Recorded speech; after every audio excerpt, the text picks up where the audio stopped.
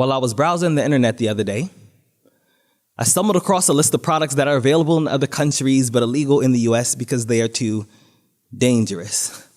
Things like puffer fish and ackee fruit. I heard the next product that will be banned are plastic straws.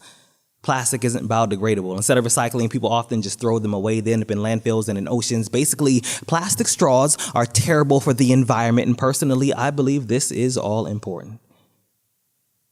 Also, the last time I went to a concert, I couldn't focus on the music.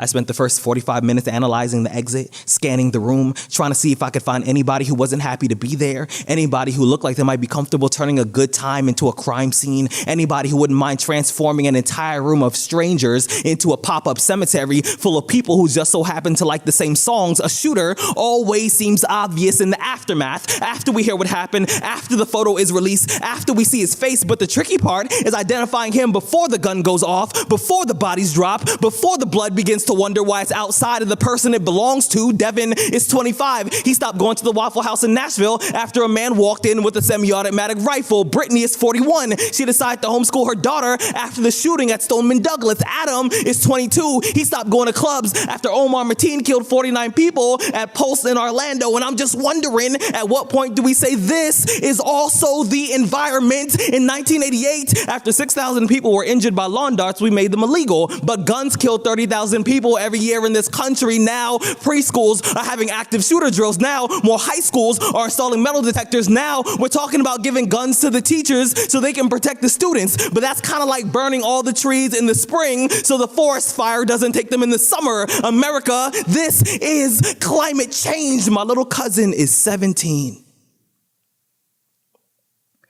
He asked me to take him tuxedo shopping for prom, so I get to his house at 3 o'clock, but he is not there. I call his phone. He doesn't answer. His mother says he's usually home from school by now. At 3:30, I have to stop myself from turning on the news. At 3:45, my hands are shaking. At 4 o'clock, I'm grasping at straws. I'm staring out of the window, and I'm nervous.